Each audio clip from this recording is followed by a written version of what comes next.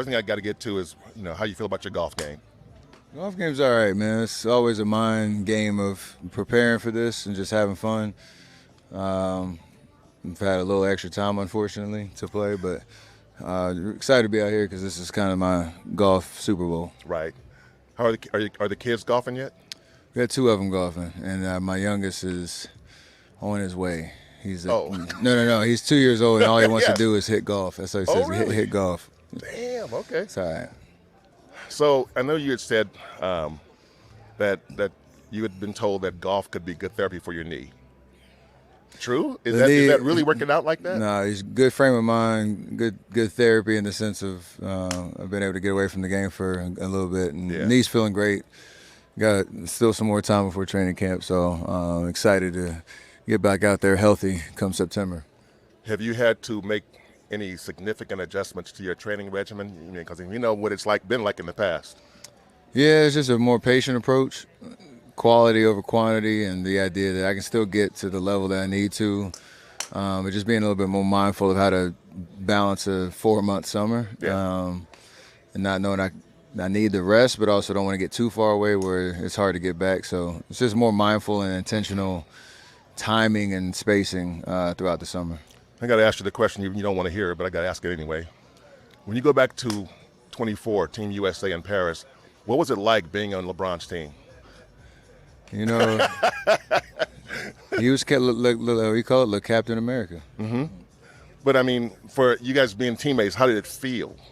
It was a dream come true, man. Like, 1, for me just playing in the Olympics, and 2, because at this stage of my career, he had that experience plenty of times, KD as well, and to be able to play with those 2 guys, it's just memories for a lifetime, especially knowing how we got it done and got the win. So all the battles that we've had, to have that moment where we shift all that energy towards winning and figuring it out together, it was special.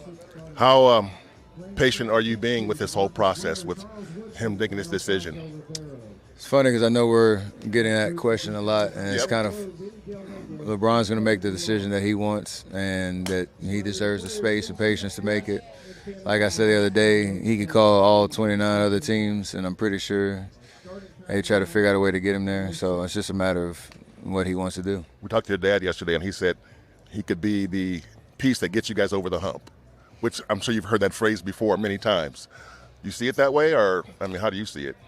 Just the idea that we're in an interesting situation with Jimmy being out for half the year or however many games, and Moses as well. Like, any reinforcements help, but just the idea you have a hole to fill with those 2 guys out, and our job is to go hold it down until they get back and see how far we can go.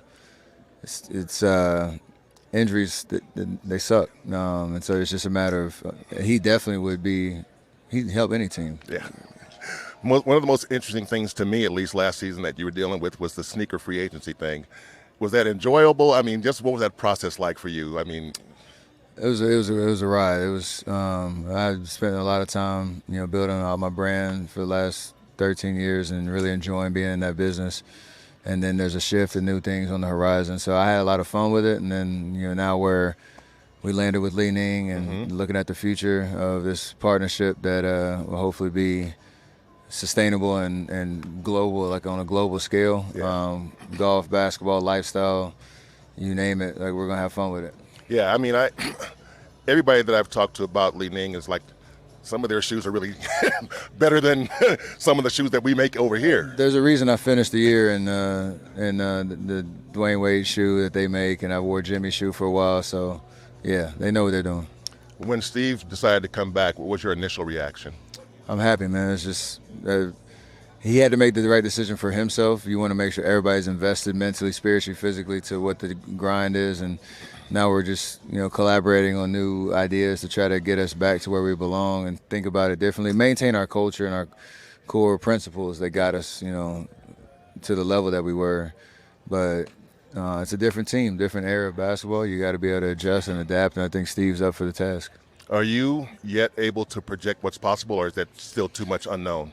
No, I said at the end of the year, like, we always talk championships because that's the standard that we have. It's still in the back of your mind as why you work hard every year to prepare yourself to play at the highest level. But I'm just looking forward to training camp and getting back to work because you got to start from scratch. You know, one of the things, and I'm sure you've seen this over the years too, one of the online debates is about you not getting the quote-unquote superstar whistle. You seem to just play through whatever happens, but how do you really feel about that conversation that goes on around that, and specifically to you? Conversations that don't need to be a part of. I play basketball, I figure it out as I go. Obviously, I try my best not to complain out there on the court and just figure out whatever the challenge is. So that's my mindset. And we know Draymond already has decided sort of some of his post-career options. I mean, he's already in the media regularly. Have you looked far ahead yet to know, once you do hang him up, what your next moves will be? Obviously, you got your fingers in a lot of different pies right now. There's a lot of good business opportunities that I've been investing in for the last decade, and to set up a second act. Family is important, so I'm going to be able to spend a lot of time and make up a lot of lost time. But also, you see this view we have behind us. You'll see me out here. So we talked to Ray yesterday, Ray Allen, and I reminded him that when he was retiring at 40, the teams were still reaching out to him. And I said, did you ever even think about coming back? And he goes, not really, because I had already shifted. He said, I just put my family on the back burner for a long time. And he said, at that point, I was like, I needed to shift my focus toward them. You understand that part?